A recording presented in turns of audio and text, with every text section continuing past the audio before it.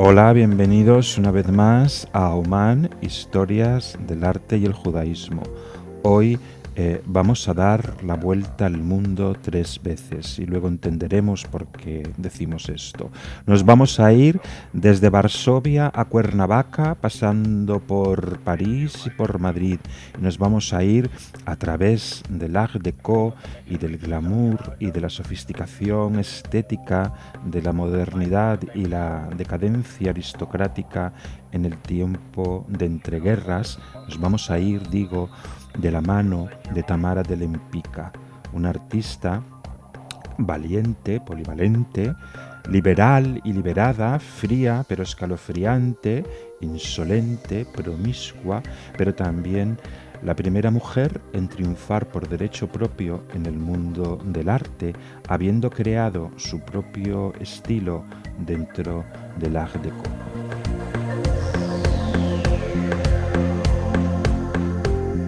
Nos acordamos de Tamara de Lempicka en esta ocasión en Oman porque se está celebrando en el Palacio de Gaviria, en Madrid,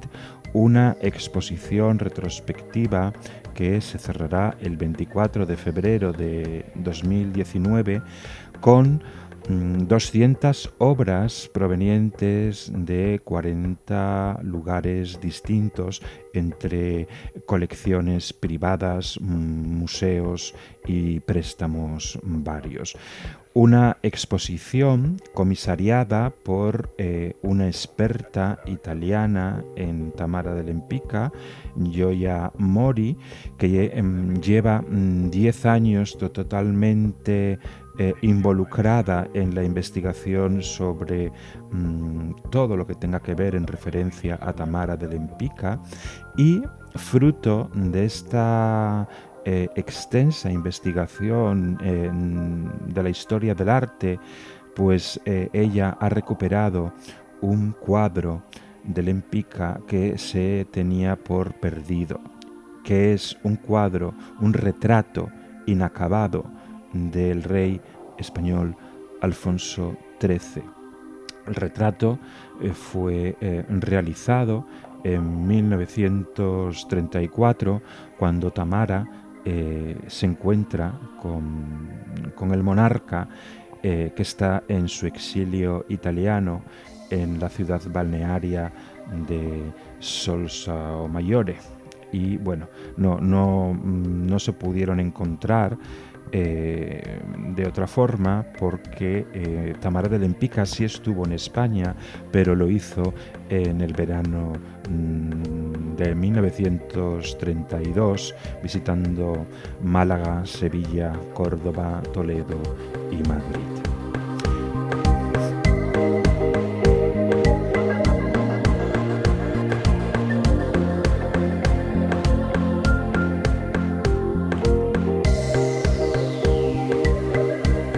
Tamara de Lempicka, así pues, en el punto de mira de la vida expositiva y artística de Madrid en este otoño-invierno, pero en ninguna de las referencias que la prensa saca a la luz mencionan que Tamara de Lempicka había nacido y muerto como judía, y en realidad siquiera se llamaba Tamara, sino que se llamara María Rosalía Gurwicz-Gorska, y había nacido en Varsovia en 1898. Era hija de un abogado judío ruso que trabajaba en Varsovia para una firma francesa, y allí se había casado con una de las mayores socialités varsovitas de la época, Malvina Gurwicz, nacida Dekler.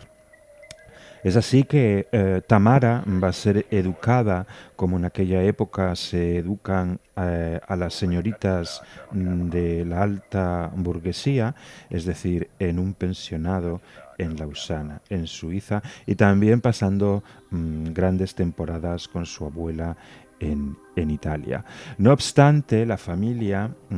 se va a descomponer con la separación de los padres y ella va a pasar a vivir a San Petersburgo con la tía Stefa, que es una multimillonaria. Y aunque nos sorprenda, pero eran otros tiempos, a la edad de 15 años, Tamara de Lempicka, en la ópera de San Petersburgo, toma la decisión de casarse con el soltero de oro de la ciudad, Tadeusz Lempicki. Se casan, pero al año estalla la Revolución Rusa, octubre de 1917. Lempicki, su marido, va a ser detenido por la policía bolchevique, lo que le va a proporcionar una experiencia traumatiquísima de la que no se va a poder liberar por el resto de su vida,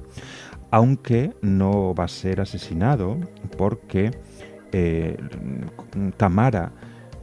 esto dicen los mentideros, consigue liberarlo acostándose con el cónsul de Suecia en San Petersburgo. El matrimonio luego va a huir a Copenhague, a Londres y, por último, en 1923 se instalan en París, donde van a vivir una década, entre el 23 y el 33, una década de estrechez para sus parámetros de calidad de vida, porque Lempicki, que conoce el código penal zarista, no puede trabajar como abogado con el código penal francés y la familia pasa por una situación bastante grave. Además tienen una hija y incluso se reportan escenas denigrantes de insultos públicos al padre de esta niña. Y para salir de este atolladero, ella se pone a pintar frenéticamente y haciéndose publicidad de una manera que ella sabía que no iba a pasar desapercibida, diciendo que solamente pintaba personas previo contacto carnal.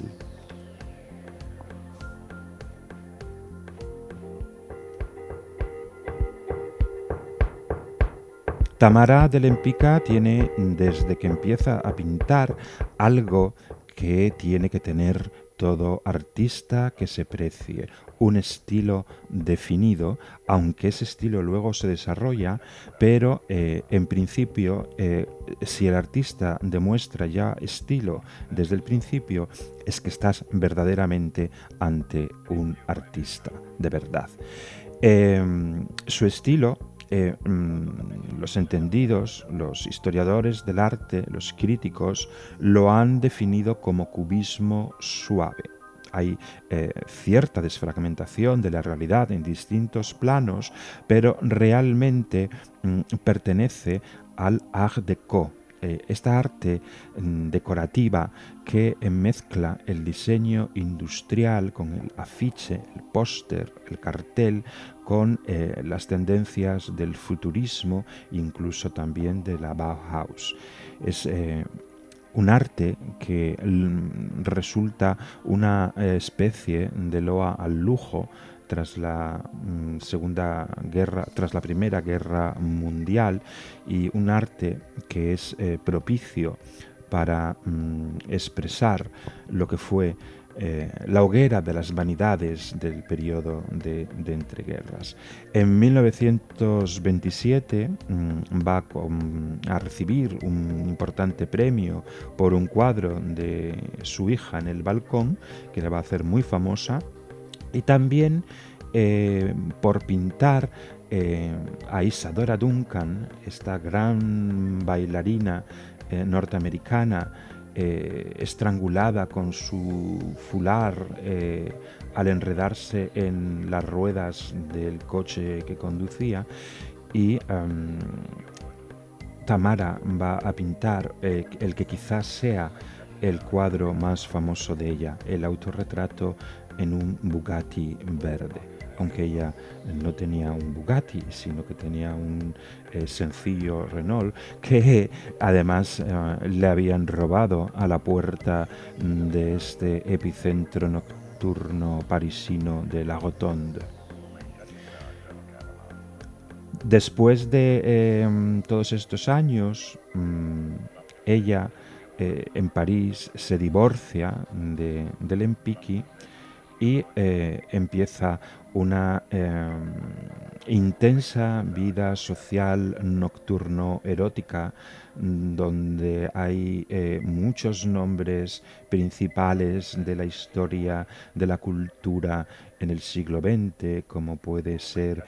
Colette o la princesa de Polignac, Diaghilev y muchísimos más, que sería innombrable ahora decir todos. Y conoce a Raúl Kufner, un multimillonario austrohúngaro que a ella le va a permitir acceder a un título nobiliario, el más bajo, pero nobiliario al fin y al cabo, que es el de baronesa, y también una herencia sustanciosa, porque él era tremendamente rico. Se conocieron en un oscuro tugurio en Cannes por la mañana, una especie de after hour de la época, en la que una mañana en la que ella, Tamara, prácticamente iba con los senos al descubierto y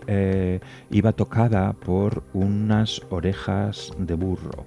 Y por la tarde se encontraron de casualidad en el más selecto cóctel de aquel día y ella abordó a Kufner y le dijo: usted esta mañana ha estado en un lugar extraño. Se casaron el mismo año en que Hitler llegó al poder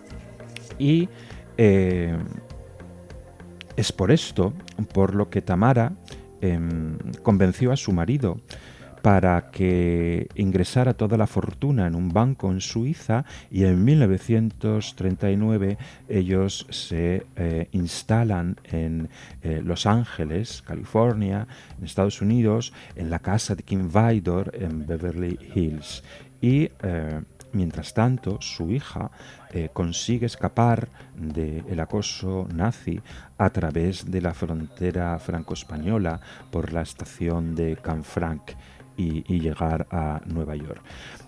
En Estados Unidos el mundo de Tamara se va a ir derrumbando porque l'Art déco en la época de la Segunda Guerra Mundial es anacrónico, ha quedado de modé. Y ella, más que pintar en Estados Unidos, lo que hace es dedicarse a la vida social en Nueva York. Una vez que ha quedado viuda, vende un montón de posesiones y